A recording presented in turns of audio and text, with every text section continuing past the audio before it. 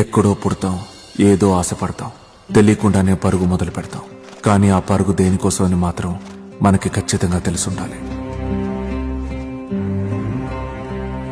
జీవితం చాలా చిన్నది, కానీ దాని అర్థం పరమార్థం దేనికోసం జీవించామని దాన్ని బట్టే ఉంటుంది.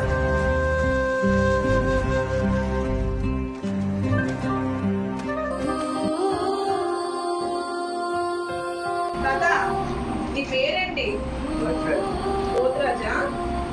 నీకెవరు లేరా ముందు వెనక?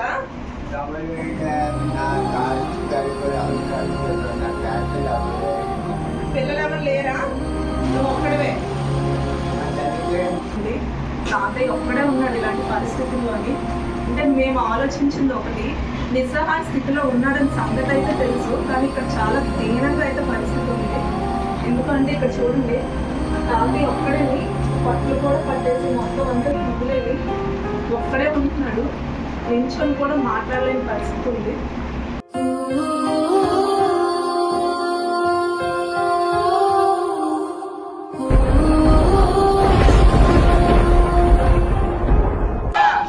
ఇక్కడ అనాథాశ్రమం ఉంది, అందులోకి జాయిన్ చేస్తాం, వెళ్ళిపోతావా?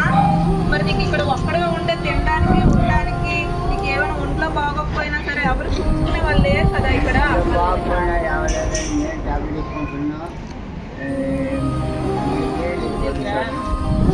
అవును, మరి నీకు వండుకొని నీకు జ్వరం వచ్చినా సరే ఏమైనా ఒంట్లో బాగోకపోయినా ఎవరు చూసుకునే వాళ్ళు ఎవరు లేరు కదా ఇక్కడ.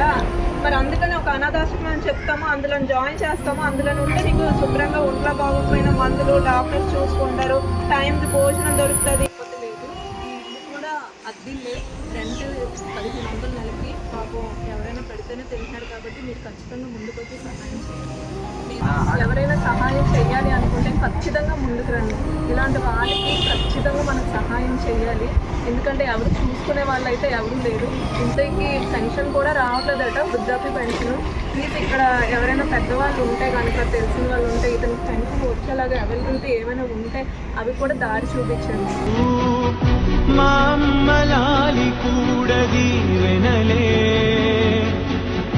అమ్మమ్మ గోరు ముద్ద దీవెనలే మనసార వరసలతో